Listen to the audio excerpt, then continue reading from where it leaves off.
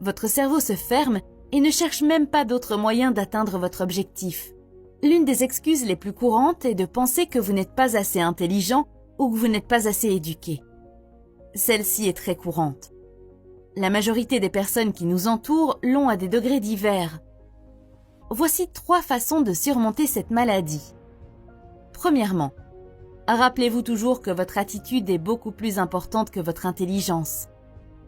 L'auteur parle de son ami à qui il manquait un bras, mais qui était un grand joueur de golf.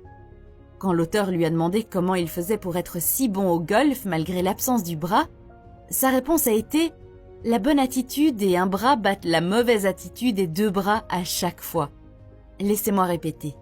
La bonne attitude et un bras battent la mauvaise attitude et 2 bras à chaque fois. Imaginez que vous êtes le patron et que 2 comptables travaillent dans votre entreprise.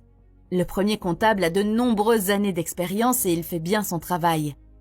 Le second comptable est assez inexpérimenté et est nouveau dans l'entreprise. Le premier comptable ne s'occupe de rien en dehors de son travail. Il fait simplement ce qu'on lui demande de faire et c'est tout. En revanche, le deuxième comptable offre son aide à ses collègues lorsqu'il termine son travail plus tôt. Lorsque quelqu'un de nouveau rejoint l'entreprise, il l'accueille chaleureusement et lui propose son aide. S'il y a quelque chose qu'il peut faire dans le département marketing, il le fait et ne dit pas que ce n'est pas son département. En d'autres termes, il essaie d'aider l'ensemble de l'entreprise à réussir plutôt que de se concentrer uniquement sur la comptabilité. Maintenant, en tant que propriétaire de l'entreprise, si vous deviez promouvoir l'un de ces 2 comptables, lequel choisiriez-vous? Je suis sûre que vous choisiriez le deuxième comptable parce qu'il a la bonne attitude. Vous voyez, l'expérience et l'intelligence ne sont rien si vous n'avez pas la bonne attitude. J'ai vu l'exemple ci-dessus se produire dans la vie réelle de nombreuses fois. Je suis sûre que si vous regardez l'entreprise dans laquelle vous travaillez, vous le verrez aussi.